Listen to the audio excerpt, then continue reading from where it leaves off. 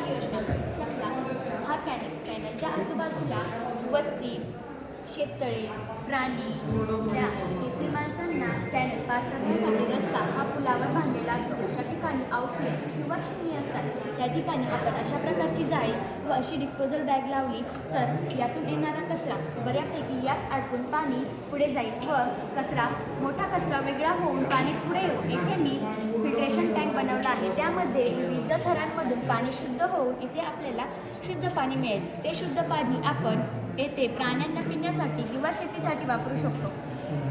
व या बॅग जेव्हा कचऱ्याने भरतात तेव्हा आपण त्यांना अशा प्रकारे बांधून हायड्रोलिक लिफ्टद्वारे पलटी करू शकतो. हे साईड आपण उतारावर करायची, कारण तिथे जी माती असते त्या मातीची धूप होते व या पटकन डिकम्पोज होण्यासाठी आपण यावरती ऑर्गॅनिक ड्यूज व बायोडिनचा वापर करू शकतो. याचप्रमाणे अझोनासारखे प्लांट ज्या वनस्पती प्रदूषके विघटित करतात, ज्यामध्ये फॉस्फेटसारखे प्रदूषके विघटित झाल्यामुळे रोगराई व आउटलेटद्वारे हे पाणी कचऱ्यासहित या बॅगमध्ये पडणार. कचरा या बॅगमध्येच अडकणार व हे पाणी पुढे जाऊन त्याचे शुद्धीकरण होणार.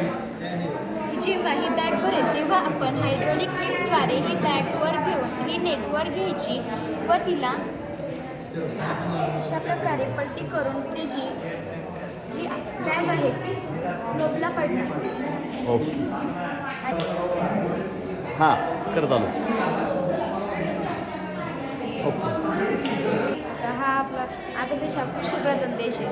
आता आपण हा शेतकरी बांधव शेतात पाठीवर पंप घेऊन जातो, पण आता पंप वेगवेगळे औषध टाकल्यामुळे त्याला त्याच्या नाकातोंडात जे खत जातात त्यामुळे त्याला वेगवेगळे आजार कमी करण्यासाठी आणि आता कॅन्सरचे प्रमाण वाढलेलं आहे. आता शेतकरी बांधव जास्त फायद्यासाठी डबल फवारणी करतो. ते न करता म्हणजे एकाच टायमाला जास्त फवारणी करण्यासाठी हे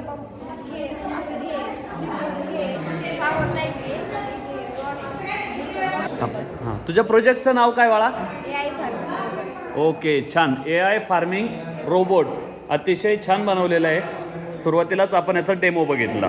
थँक्यू. माझं नाव मी न्यू इंग्लिश स्कूल येथे शिकतो. माझा प्रोजेक्ट शेतीविषयी आहे आणि संरक्षकाचा एक प्रोजेक्ट आहे. शेतीविषयी प्रोजेक्ट असा आहे की याच्यात आहे ना जंगली जनावर असतात ते शेतीचे नुकसान करतात. त्याच्यासाठी ते प्रयोग बनवला आहे. समजा जर हे इथून लाईट जर मारली आपण तर ते इकडून रिफ्लेक्शन होऊन या सेन्सरवर पडते. या सेन्सरवरून इकडं चालू कर ना बाळा. ओके, असं वाचतं. ओके. हे दिवसाच्या वेळेस जे हे ना चालू नसतं, म्हणजे जे सूर्याचा प्रकाश असतो ते जो पडला की तो चालू नसतो. म्हणजे जेव्हा रात्र होती संध्याकाळ होती त्यावेळेस याच्यावरती उजेड नसतो सूर्याचा, म्हणून ते चालू होतं आणि ते हवेने हे फिरत राहिल्याने ते रिफ्लेक्शन होऊन ते गोल गोल फिरून ते उजेड फिरवतं. ते हे प्रत्येक 1 मिनटं पूर्ण झाला ना की हे ना असं हे नाही वाचतं. प्रत्येक 1 मिनटाला वाचतं. ओके. माझं नाव स्नेहा सुहास कोळेकर. माझ्या शाळेचे नाव पुर्णेश लोकायलेदेव विद्या मंदिर जेजुरी. माझ्या प्रकल्पाचं नाव 0 अँड इन्फिनिटी, 0 ते अनंत. आता याच्यामध्ये मी नेगेटिव्ह नंबर आणि पॉझिटिव्ह नंबर यांचे ॲडिशन करण्यासाठी हे बनवलं. ॲडिशन सबट्रॅक्शन करण्यासाठी, ज्याचे ॲडिशन आणि सबट्रॅक्शन करताना अवघड जाते मुलांना किंवा कन्फ्यूज होतात. आता याच्यामध्ये आपण घेतलं ॲड 6 -3. ॲड 6 आहे म्हणून मी ॲड 6कडे गेले. -3 आहे म्हणून मायनसच्या साईडला मी आले तर 3 घरे मागे आले तर +3 आहे, त्याचा ॲन्सर आले. अशा प्रकारे ह्याच्यावर आपण निगेटिव्ह नंबर आणि पॉझिटिव्ह नंबर यांची ॲडिशन करू शकतो. त्याचप्रमाणे याच्यावरती आपण एखादी संख्या घेतली तर त्या संख्येला 11ने पूर्ण भाग जातो की नाही जात हे पण आपण बघू शकतो. आता मी इथं संख्या घेते 3619. 3619 ही संख्या आहे. मग आता 3 आहे म्हणून मी 3च्या साईडला गेले. आता 3600 6 आहे म्हणून मी 6 घर मागे आले. एकदा पुढे एकदा मागे करायचे. आता 1 आहे म्हणून 1 घर मागे गेले आणि पुढे 9 घरं येणार. आता 9 आहे म्हणून तर या संख्येला 11ने भाग जातो, कारण की इथं 11 आलं. 11 जर काही इथं आलं तर या संख्येला 11ने भाग जातो आणि जर का 11 आलं नाही तर 11 या संख्येला 11ने भाग जात नाही. तर आता त्याचप्रमाणे हे 11ने गुणण्यासाठी केले. त्याच्यामध्ये आपण एक संख्या घेऊयात आता मी इथं घेते 322 गुणिले 11 असं करू आपण. तर आता 322 गुणिले 11 आहे ना, मग इथं 2 आहे म्हणून हे 2 घरं पुढे घ्यायचं. आता इथं 2 होता म्हणून हे 2 घरं पुढे घ्यायचं आणि इथं 3 होता म्हणून हे 3 घरं पुढे घ्यायचं. तर आपलं उत्तर आले 3542. तर 11ने मी जी संख्या घेतलेली 322, तर त्या संख्येचं उत्तर आहे 3542. ओके, छान. आता त्याचप्रमाणे आपण जो मेन विषय होता 0 अँड इन्फिनिटी, 0चा आणि इन्फिनिटीचा जो संबंध आहे ते सांगण्यासाठी आता मी तुम्हाला इथनं सुरुवात करते. आता जर का 100ला 100ने डिवाइड केलं तर एक उत्तर येतं. त्याच पद्धतीने 100ला आपण जसं जसं कमी संख्येने डिवाइड करत जातोय तसं तसं आपलं उत्तर वाढत जाते. मग जर शेवटी 100ला मी 0.00001 ने डिवाइड केलं तेव्हा 1 अब्ज उत्तर आलं. 1 अब्ज उत्तर आलं तर मग आपल्याला 0 मिळाला नाही. आपण 1 कडून 0 कडे चालतोय पण आपल्याला 0 मिळाला नाही. मग आता त्याचप्रमाणे आपण एक फॉर्म्युला वापरतो 360 divided by θ minus 1 is equal to number of images. मग मी आता नंबर ऑफ इमेजेस ह्याच्यावरती दाखवते. आता हे 2 मिरर आहेत, यांच्यामध्ये मी 70चा कोन केला आणि एक ऑब्जेक्ट ठेवला तर आपल्याला 5 पेन्सिल्स दिसतातच. मग -1 करतो कारण एक ऑब्जेक्ट आहे त्यामुळे -1 करतो आपण. मग -1 केल्यानंतर नंबर ऑफ इमेजेस 4 आले. तसंच जर का आपण हे अंतर कमी कमी करत गेलो तर आपल्या प्रतिमा वाढत जातात. मग जर का सगळ्यात छोटी म्हणजे सगळ्यात कमी अँगल हा 0, मग आपण ह्याच्यातलं अंतर 0 केलं, 2 आरशांमधलं अंतर 0 केलं तर काय उत्तर येतं आहे ते आपण बघूया. आता हे जे आहे ह्याच्यामध्ये 2 आरसे ठेवलेत मी इथे. मग हा आरसा ह्याला पॅरलर आहे त्यामुळे 0चा अँगल यांच्यामध्ये तयार झालेला आहे. तर आपण बघू शकतो 0ने जर का डिवाइड केलं तर इन्फिनिटी हे आन्सर येतं. मग इन्फिनिटी ते कसं इन्फिनिटी ते याच्यावर प्रॅक्टिकली दाखवलेले अनंत प्रतिमा आपण पाहू शकतो याच्यावरनं. आणि हा शोध जरी विज्ञानाने लावला असला तरी हे सूत्र गणितांमध्ये वापरलं जातं. त्यामुळे ह्याचं उत्तर इन्फिनिटी. Okay, thank you. धन्यवाद. नमस्कार, माझं नाव ईश्वरी कैलास हिंगणे. माझ्या शाळेचे नाव जिजामाता हायस्कूल जेजुरी. तर आपल्या रोडवरती पारंपरिक स्पीड ब्रेकर असतात आणि त्याच्यावरून जर का आपली गाडी गेली तर आपल्याला हादरे बसतात, खूप मोठा आवाज येतो, इंधनाचा देखील अपव्यय होतो. तर याच समस्येवर उपाय म्हणून आम्ही या ठिकाणी घर्षणविरहित गतिरोधक बनवण्याचा प्रयत्न केलेला आहे. हे जे तुम्हाला दिसतंय ते ॲल्युमिनियमचं बनवलं आहे आणि हे रस्त्याचे पॅरलल असतं. हे ॲल्युमिनियम नॉन मॅग्नेटिक असतं. ह्याच्यावरून जर का आपली कार गेली तर जरी तुमच्या मनात नाही आहे, ड्रायव्हरच्या मनात नाही आहे की मला इथं स्पीड कमी करायचं आहे, तरी तुमचं स्पीड इथे कमी होणार. ब्रेक समजा यूज नाही झाला स्पीड ब्रेकरला तरी ब्रेकचा यूज न करता ॲटोमॅटिक इथं आपली गाडी स्लो होते. आता इथेच बघा, इथे नाही आहे स्पीड ब्रेकर, इथून आपली गाडी गेली, इथं काय होणार, ॲक्सिडेंट घडणार. तर हे कशामुळे होतं तर ह्याचा मागचं रिझन, इथं आपण मॅग्नेट फिट केलं आहे आणि ही ॲल्युमिनियम आहे, हे नॉन मॅग्नेटिक आहे. जेव्हा मॅग्नेट हे ॲल्युमिनियम आणि मॅग्नेट कॉन्टॅक्टमध्ये येतात तेव्हा ईडी करंट्स फॉर्म होतात. ईडी करंट हे पाण्यासारखे असतात त्यामुळे इथे त्याचा स्पीड आपोआपच रिड्यूस करते ईडी करंट. हा प्रोजेक्ट आपण स्मार्ट रोड स्मार्ट सिटीसाठी वापरू शकतो. थँक्यू. नमस्ते, माझे नाव OBCP धावले. माझ्या शाळेचं नाव जिल्हा परिषद प्राथमिक शाळा अडवली. प्रकल्पाचे नाव तापमान आणि आर्द्रता मापक यंत्र. ॲक्च्युली हा स्पीकर आहे तर आम्ही यांचा वापर बॅटरीमध्ये केला आहे. हा सेन्सर आहे. ह्यात ही लाईट आहे, लाल, पिवळी, हिरवी. लाल लाईट लागली म्हणजे 30 डिग्री तापमान आहे. हिरवी लाईट लागली म्हणजे 25 ते 30च्या दरम्याने तापमान आहे. पिवळी लाईट लागली म्हणजे 25च्या खाली तापमान आहे. ह्याचे ग्रीन हाऊस पॉलीहाऊसमध्ये तापमान आणि स्मार्ट हाऊस होममध्ये स्वयंचलन म्हणून काम करते. खोलीतील वातावरणाचे रक्षण करून सुरक्षितता, कार्यक्षमता आणि पुढे बनवला आहे. कचऱ्यापासून निर्मिती. ह्यात आपण कचरा पेटवल्यावर सोलर लाईट मिळतात. बॅटरी चार्ज होऊन हे आपलं चालू होतं. तो कचरा जो दूर होतो ना तो दूर ॲक्टिव्ह करणारे स्वच्छ होतं. असं की आपण शेतीची चापड तिला पॉइंट करू शकतो, हॉस्पिटलला मदत होतो, घरामध्ये करू शकतो. Okay, thank you. काय केलं आहे बाळांना तुम्ही हे? दिस इज अ हायड्रोलिक याच्यासाठी आम्ही पास्कलचा लॉ वापरलेला आहे. पास्कलचा लॉ म्हणजे फ्लुइड डायनॅमिक. आपण ह्याला प्रेशराईज करतो करा की तेव्हा हे पुढे जाते इथपर्यंत. कर ना प्रेशराईज कर की ओके.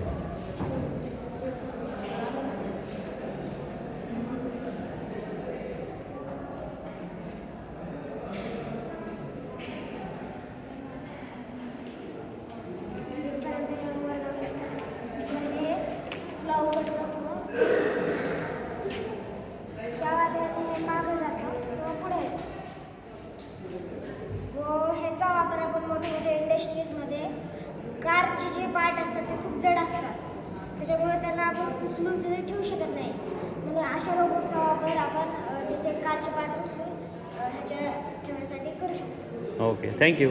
नमस्कार, माझ्या प्रयोगाचे नाव आहे स्मार्ट कंट्रोल युनिट. आपल्याकडे मतदान करण्यासाठी कंट्रोल युनिट आहे, मात्र स्मार्ट कंट्रोल युनिट नाही आहे. स्मार्ट कंट्रोल युनिटमध्ये face scanning, retina scanning, thumb scanning आणि आधार कार्डच्या 2 या गोष्टी असतात. त्यामुळे कोणतीही व्यक्ती दुबार मतदान करू शकत नाही. आणि याचा आर्थिक फायदा असा आहे, जेव्हा आपण मतदान केंद्रावरती जातो तेव्हा PO1, PO2 आणि PO3 म्हणजे पोलिंग ऑफिसर 1, पोलिंग ऑफिसर 2 आणि पोलिंग ऑफिसर 3 असे 3 कर्मचारी असतात. मात्र PO1 आणि PO2चे काम आपली मशीनच करते.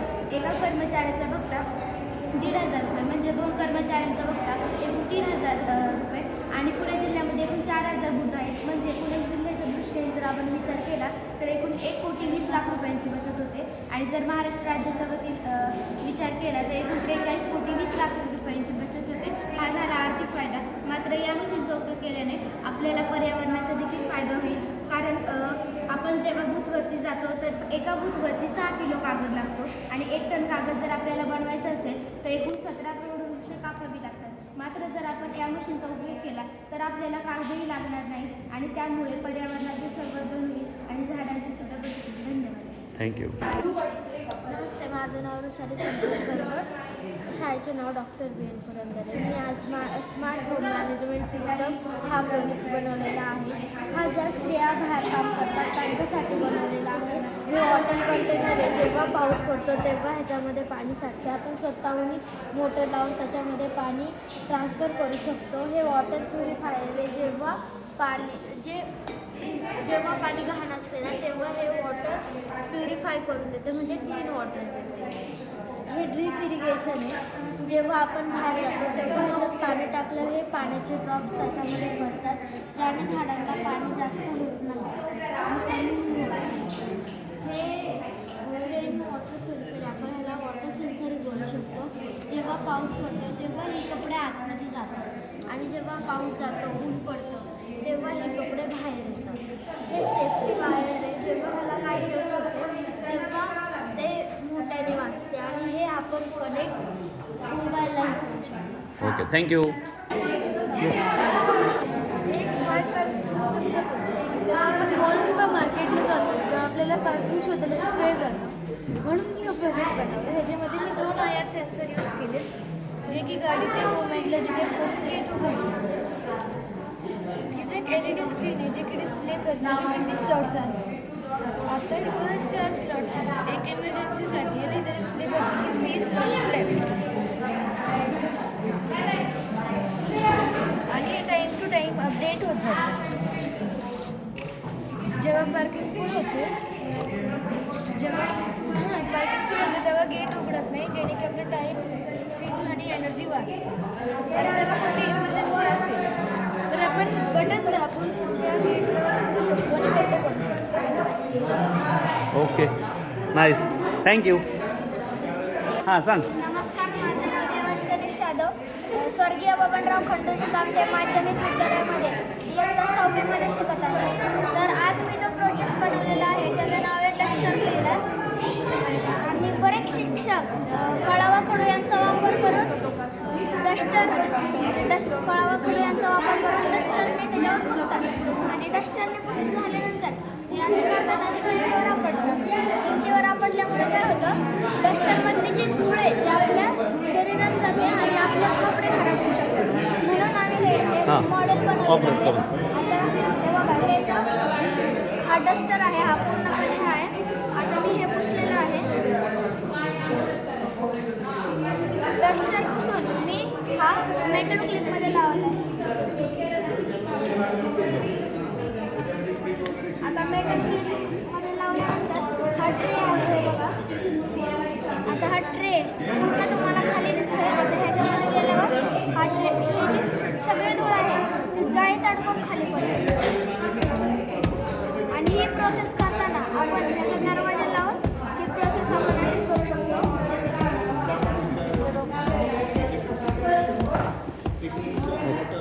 आता तुम्ही ह्याचा रिझल्ट बघा. संपूर्ण डस्टर जी काही धूळ आहे ती याच्यामध्ये साचली आहे. Yes, nice, thank you.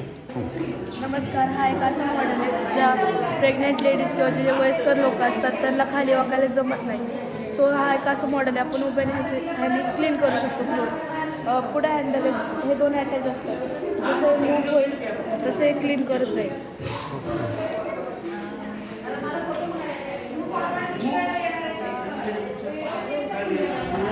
छान. एअर डिझास्टर मॅनेजमेंट आहे. आता एरोप्लेनचे प्रमाण क्रॅश होण्याचे प्रमाण खूप वाढले. आत्ताच्या अहमदाबादमध्ये वगैरे झालं. लोकांचा जीव खूप गेला आहे. त्यामुळे मी मॉडेल बनवलं आहे. हे पूर्ण एरोप्लेनचं स्ट्रक्चर आहे. आणि एरोप्लेन क्रॅश न होता इंजिन फेल केलं किंवा फ्यूज असे अनेक कारण त्यासाठी झाले. जेव्हा पायलटला समजेल की एरोप्लेनमध्ये काहीतरी प्रॉब्लेम्स वगैरे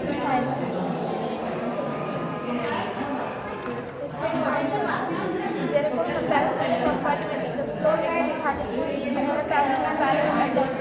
आता एमर्जन्सीमध्ये पण येऊ शकते. म्हणजे पाण्यामध्ये आलं तर पाण्यामध्ये ते कसे वाचले ज्यासाठी खाली एअर बॅग्स जेणेकरून पाण्यामध्ये आणि ह्या एअर बॅग्स पाण्यात नाही तर जमीनच सिलेंडर लँडिंग जेव्हा लँडिंग होणार त्यामुळे एअर बॅग्स जेव्हा एअर बॅग उघडते तेव्हा पॅराशूट ॲटोमॅटिक बनते.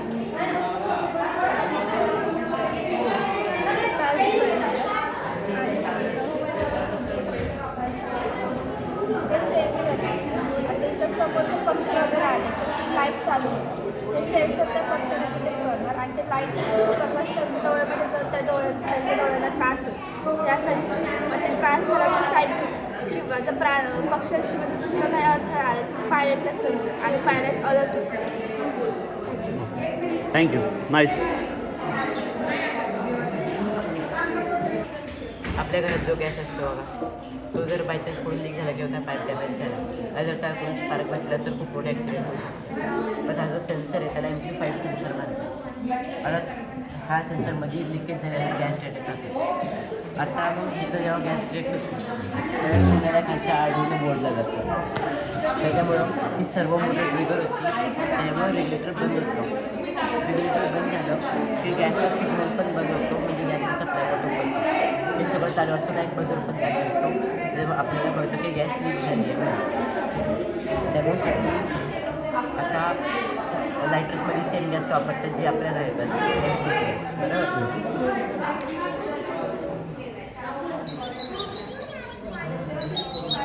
आणि गॅस सेफ लेवलच्यावर आली की ते परत चालू पण होतं.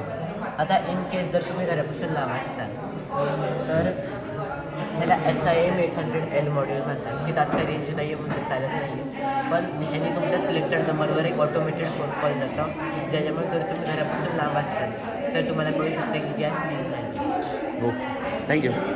Hello everyone, my name is Rudra Kavi Ingrugar. I'm studying in class 7th and from EPS High School, Lonavala. Today I'm going to present you my project FDME, which is also known as Smart Fire Detection and Mini Fire Extinguisher. In many fire cases, the small fire is burning with the help of a chemical reaction or a small short circuit. When nobody notices it, it can be bigger and burn a whole house or a level. To avoid this, I make this project. That if the fire is burning, the sensors of this project will detect the fire and give the information to the LCD display. And when nobody is in the home, it will on the water motor and supply the water to extinguish the fire. I used to add sensors for fire detection, one gas and smoke sensor for gas and smoke, one DHT11 temperature sensor for detecting temperature, one buzzer and LED for an alarm, two Arduinos for connection supply, one relay motor to keep a relay in Arduino, and one water motor for supplying water through to extinguish the fire.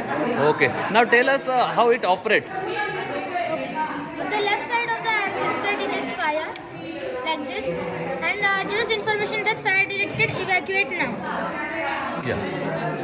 And when fire is gone, it comes into the temperature of room and dressing. I use temperature sensor because if the room's temperature is over 50 or 100, it can be a big threat to us. So we use DST-11. And the right side of the sensor when it detects fire, it makes an alarm with the help of buzzer and LED. And when nobody is present, like this, it sprays water to extinguish the fire. There are various types of benefits of this project. Just like it reads faster than human, it is fully automatic, it is built in low cost and works when nobody is present in the house. Okay thank you. माझं topic होतं health आणि hygiene.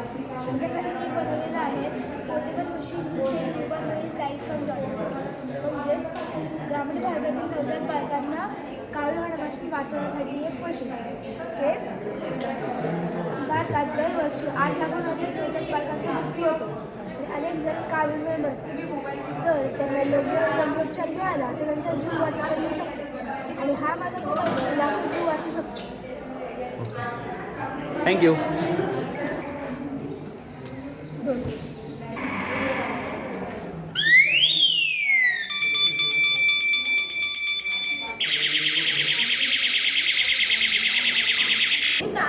या सेन्सरला आग लागल्यावरती इथं फोनमधलं sensor हे होतं आणि इथून कॉल लागलेला होता. आपण जास्तीत जास्त त्याच्यात 8 नंबर सेव्ह करू शकतो. Okay thank you. हां हा रेनी सेन्सर आहे. मी हा मुक्त गोठा दाखवलेला आहे. हा प्रोजेक्ट आपण फक्त मुक्त गोठा नाही बाजार समिती, साखर कारखाने, साखर गोडाऊन याच्यावर करू शकतो. या सेन्सर आहे रेनी सेन्सर याच्यावर डिटेक्ट होतो पॉईंट. पाऊस पडल्यावर हे ऑटोमॅटिक बंद होतं. ते बंद झाल्यानंतर आपली गाय वासरे भिजती नाही, आजारी पडती नाही, आपल्याला पावसाळ्यात दिशेन मारता येतं. म्हणजे मुक्त गोठा मशीन बाहेर काढलं. त्यानंतर वॉटर सेन्सरमध्ये आलं गाय वासर पाणी पिले ना त्यानंतर वॉटर फिल्टर वॉटर होतं.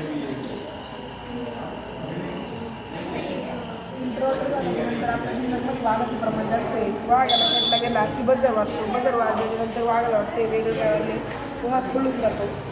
त्यानंतर आता मॉइश्चर सेन्सर. उन्हाळ्यात मॉइश्चर सेन्सर म्हणजे उन्हाळ्यात उष्णता वाढत आहे. शेण हे उष्णताने खूप तापते.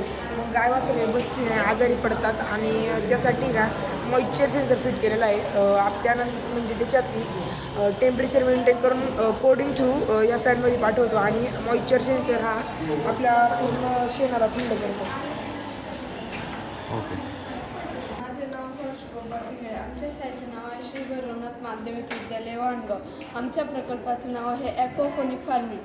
ॲक्वाफोनिक म्हणजे माशांची शेती आणि हायड्रोफोनिक म्हणजे मातीशिवाय झाडे लावणे. या 2 शेती पद्धतींचे आम्ही एकत्रीकरण करून ॲक्वाफोनिक ही शेती केली आहे. यात माशांच्या विष्ठेतील अमोनियायुक्त हा घटक झाडांसाठी नैसर्गिक खत म्हणून वापरला जातो. या शेतीमध्ये कोणतेही रासायनिक खताचा यूज नाही केला. पूर्णपणे सेंद्रिय खतांपासून तयार केलेली ही शेती आहे. हिच्यामध्ये पहिलं काय व्हायचं, लोक सेंद्रिय खताची शेती करायचे तेव्हा भाजीपाला उगवायला 30 ते 35 दिवस लागायचे. आता लोक रासायनिक खतांनी शेती करतात तर भाजीपाला 5 ते 7 दिवसात उगतो. म्हणजे रासायनिक खतात एक प्रकारचं विष निर्माण होतं आणि ते आपल्या शरीरासाठी घातक आहे. त्यामुळं काय होत चालले, शुगर, कॅन्सर यांसारख्या आजारांचं प्रमाण वाढत चालले. ग्लोबल इंटरनॅशनल स्कूल वरवण तालुका दौंड जिल्हा पुणे. आमच्या प्रोजेक्टचं नाव सस्टेनेबल फार्मिंग असे आहे. आम्ही या प्रोजेक्टमध्ये 4 लेअर केले आहे. फर्स्ट लेअरला अल्गी फार्मिंग म्हणजे शेवाळची फार्मिंग. सेकंडला गोट फार्मिंग म्हणजे शेळींची फार्मिंग. थर्डला पोल्ट्री फार्मिंग म्हणजे कोंबड्यांची फार्मिंग आणि फिशरी म्हणजे फिशिंगची फार्मिंग. अल्गी फार्मिंगमध्ये त्याच्या 4 टाईप्स आहे पण इम्पॉर्टंट 2 टाईप्स आहे. त्याचे नाव ब्लू ग्रीन आल्गी आणि स्पिरुला आल्गी. सेकंड गोट फार्मिंग जिथे ते फूड खातात ना गोट त्याचे फूड खातात त्यांच्या राहिलेलं वेस्ट मटेरियल जाळीद्वारे खाली जाते. आणि कोंबड्या तर वेस्ट मटेरियल यूज करतात तिकडे तिथंच ते पाण्यामध्ये जाते आणि कोंबड्याची वेस्ट मटेरियल पाण्यामध्ये जाते आणि पाण्यामध्ये वेस्ट मटेरियल फिश खातात. वेस्ट मटेरियल झालेलं ही वॉटर ऑर्गॅनिक वॉटर होतं. ऑर्गॅनिक वॉटरला पाईप कनेक्टेड आहे. पाईप कनेक्टेडली तिथं हायड्रोपोनिक फार्मिंग त्याला सॉईलची गरज नसते, नुसते ऑर्गॅनिक वॉटरची गरज असते. त्यामुळे ह्याला अटॅच आहे. त्यामुळे ऑर्गॅनिक फार्मिंग ऑर्गॅनिक फार्मिंग होते. हायड्रोपोनिक म्हणजे म्हणजे शेळ्यांसाठी ऑर्गॅनिक फार्मिंग म्हणजे हायड्रोपोनिक फार्मिंग. Okay, thank you. मी एक अल्कोहोल डिटेक्टिव्ह बनवलेलं आहे. खास की ना तेवढ्या खूप ॲक्सिडेंट प्रमाण वाढले आहे. मी विचार केला की हे ॲक्सिडेंट प्रमाण खूप कमी झाले पाहिजे, म्हणून मी एक गाडी बनवली. त्याला खूप सेन्सर लावले की आपण कोणत्याही प्रकारचे अल्कोहोल वगैरे लपून सुद्धा देऊ शकत नाही व पिऊन सुद्धा आपण गाडी चालू शकत नाही. आपण जर गाडी चालू गेला तर गाडी चालणार पण नाही. बाजूला बदल अजून सगळ्यांना कळेल. पण आपल्या गाडीने कधी जायला लागला वगैरे काही झालं तर ॲटोमॅटिक गाडी जागेवर थांबणार. पहिला आपला धूर देतो म्हणून आपली गाडी जागेवर थांबणार आणि आपल्याला पळायला टाईम भेटतो. ओके. मी हे परफ्यूम वापरलं आहे. परफ्यूममध्ये सुद्धा खूप प्रमाणात अल्कोहोलचं प्रमाण असतो. बरं.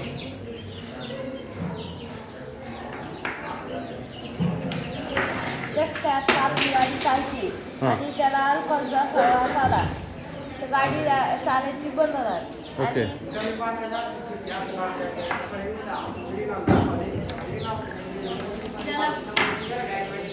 त्याला परत अल्कोहोलचं प्रमाण संपलं की ती जागाच थांबणार.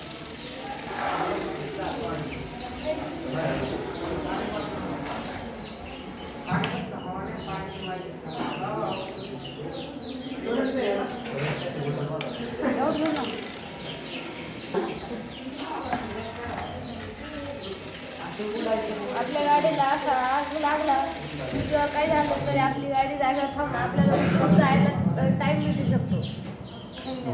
थँक्यू.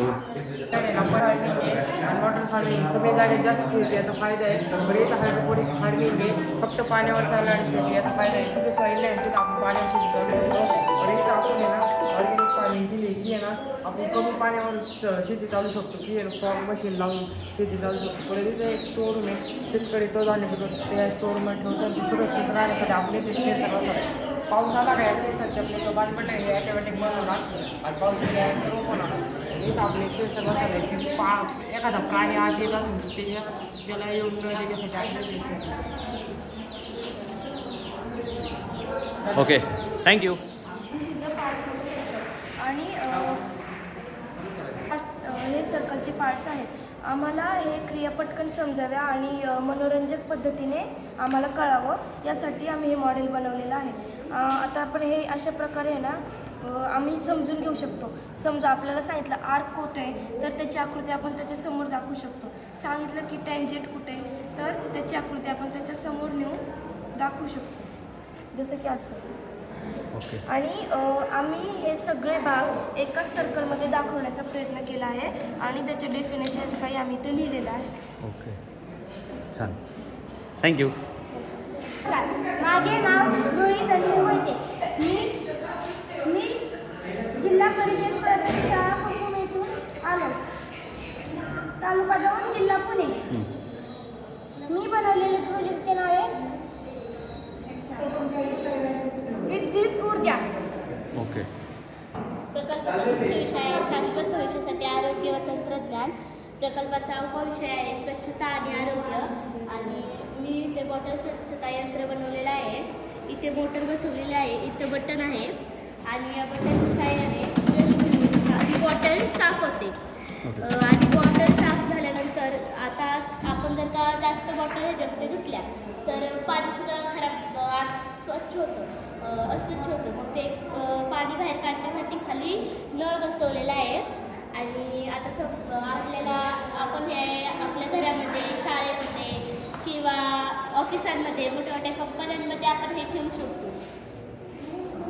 बॉटलच्या आतल्या भागाची स्वच्छता होते, पाण्याला दुर्गंधी येत नाही, त्यामुळे आरोग्य ही चांगले राहते.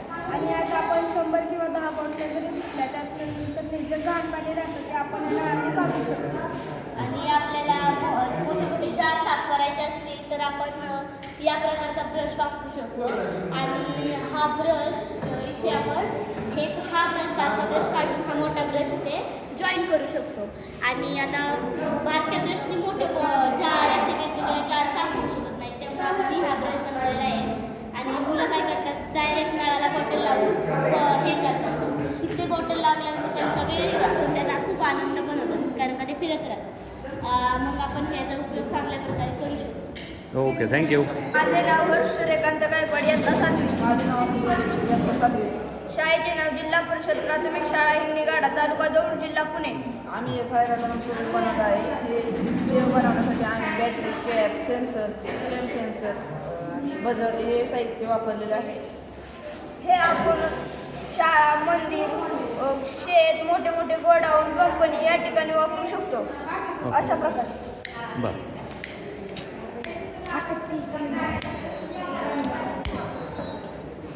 ओके, छान. थँक्यू. भविष्यात आपण सोलर प्लेट नमस्कार सर. 53व्या बालवैज्ञानिक प्रदर्शनामध्ये तुमचं स्वागत. सर, मी विराजानंद बोरकर सर, नारायण महाराज माध्यमिक विद्यालयाचा विद्यार्थी. माझ्या प्रोजेक्टचे नाव सुलभ धान्य बनली होतं. तुम्ही सर केव्हा पाहिलं असेल की लोक पोतं भरत असतात. तर पोतं भरत असताना काय असतं की एकदम पोतं पकडतं आणि लोक त्यात धान्य टाकत असतात. आमचं एक प्रोजेक्ट 2 ते 3 कामं आली तिथं. तो आपण पोतं भरल्यानंतर आपल्याला ते घेऊन जावं लागतं, त्याचं वजन करावं लागतं. त्याच्या तिन्ही गोष्टी एकत्र होतात. ओके. आपण या यंत्राद्वारे याचे धान्य भरतो.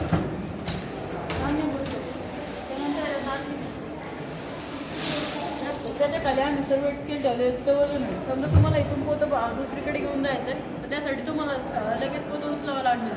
याद्वारे तुम्ही ते पोतं घेऊन जाऊ शकता किंवा हे काढून तुम्ही हँडलसारखा उपयोग करू शकता. ते पोतं ठेवू शकता. याच्यामुळे सर मानवी श्रम वाचतात किंवा सर तुम्ही कोणते भांडवलदार असेल, कारखानदार असेल, तुम्ही जर काय करणार पोते भरण्यासाठी की मी माझे पैसे वाया का घालून हे यंत्र असेल तुमच्याकडे एक कामगार सुद्धा आहे, याच्याद्वारे धान्य करू शकतो. ओके, परत एकदा ऑपरेट करून दाखव बाळा.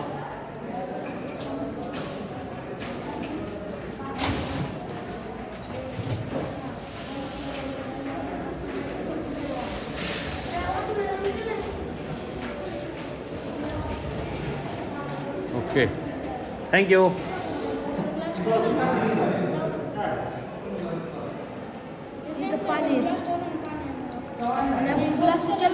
पाणी बनवून ओके.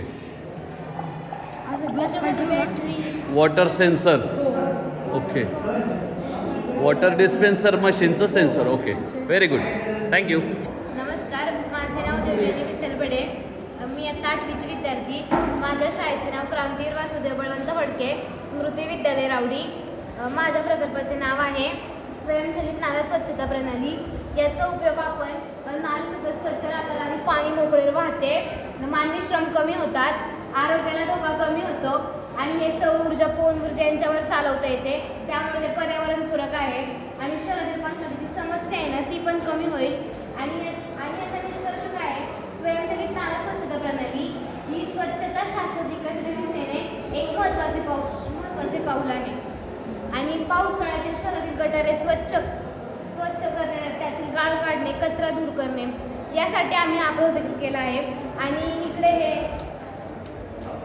आपण बघतो की सांडपाणी जे मोठमोठे शहर असतात त्यातील सांडपाणी थेट जलस्रोतांमध्ये सोडले जातात. त्यामुळे प्रदूषण होते आणि मग जलचरांची समस्या आपल्याला खूप जास्त उद्भवते. आणि मुंबईसारख्या ठिकाणी किंवा इतर ठिकाणी शहरांमध्ये ज्या मानवी वस्त्या वसलेल्या असतात त्यांच्याकडे त्यांची गटारे असतात, त्यांमध्ये देखील हा असा कचरा साठून मग लोकांना तिथल्या रोगराई पसरते आणि मग हे होतं. आणि मग सरकारला त्यासाठी मग खर्च करावा लागतो, स्वच्छता अभियान राबवावं लागतं आणि मग ते JCBने असं सगळं काढावं लागतं.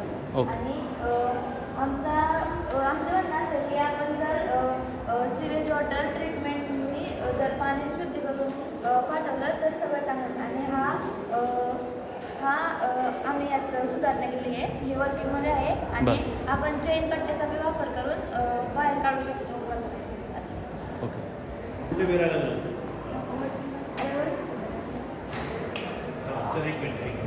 वर्किंग असेल तर हा कचरा त्यात अडकणार. कचरा आणि आपण असं कचरा असला त्याची विल्हेवाट डम्पिंगला लावू. Okay, thank you. सायली कॉमर्स मी विद्यालय गावडे शिकतो. आंबेगाव तालुक्यातील शाळा आहे. हे एक ऑलराऊंडर कटर आहे. याने आपण गहू, बाजरी, मका अशी वेगवेगळी पिके कापू शकतो, जेणेकरून आपलं साप वगैरे ह्या विषारी प्राण्यांपासून आपले संरक्षण होतं. आणि हे गहू, बाजरी म्हणजे जे 2 ते 3 मजूर करणार आहेत ते 1 मजूर करू शकतो. याच्यामुळे वेळेची बचत होते आणि कमी वेळात जास्त काम होतं. ओके चालतं थँक्यू. मी बसुकाना साईडला पवना साईडला.